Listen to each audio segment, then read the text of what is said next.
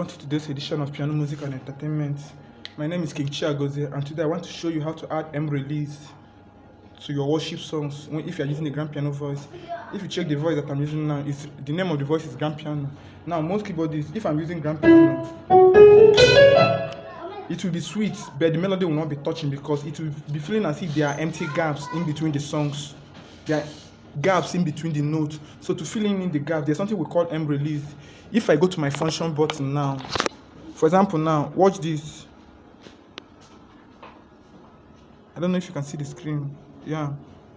Hey Yahweh, Kumama, Papa, As I'm bouncing, there's nothing to fill in up the gap. So most keyboardists, what they used to do, you just go to your function button. You see where they wrote function. Bam. You tap it. Then you go to your button for scrolling. You'll be scrolling your screen until you see where they wrote release.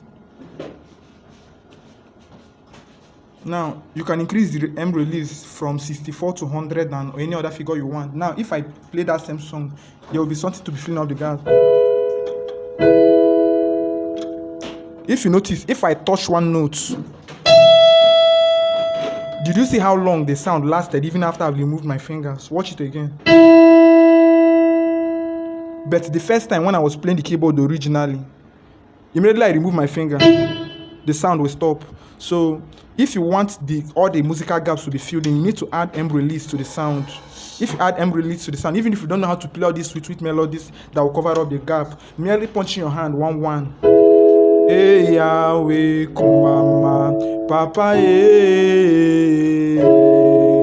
If you notice, I wasn't playing any melody. That is because there's another feature that is filling up the gaps for me, and that feature is what we call release. But if not for this release, let me reduce it back to 40. Hey Yahweh, Kumama, Papa,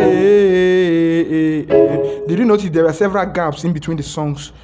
But if I increase it, hey Yahweh, Kumama, Papa, Even after I've removed my fingers, the keyboard is still playing on its own and it's covering every inadequacy and so on and so forth. So since you have known the importance of release, now the next question should be, if I want to add release to a song and the singer has already started singing, if you waste so much time setting your keyboard, they may assume that you're not a good player. So what are you supposed to do? The fastest way, remember I told you the first method of adding release is you press function. If you press function, you now scroll to your screen, will now display the feature we are looking for. That's release. This one. Then you can now increase it from 50 or 64 to 100 and something and so on and so forth. But the fastest way to add release to your keyboard is this. If you come to your Yamaha keyboard, there's a place they wrote assign. Can you see the figure there? No. Assign. This is my assign button. You can see the spelling here. If you look at your screen here, you see where they wrote.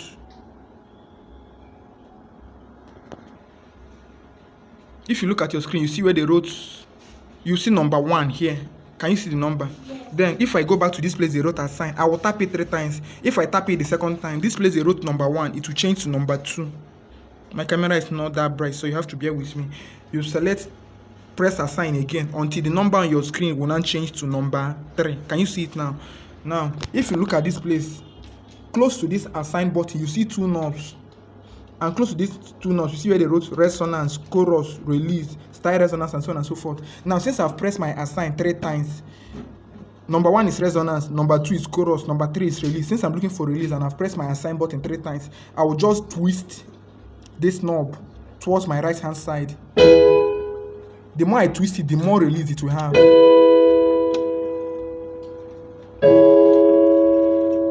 Can you see the effect? So even without going to my setting, I can easily add it from this place.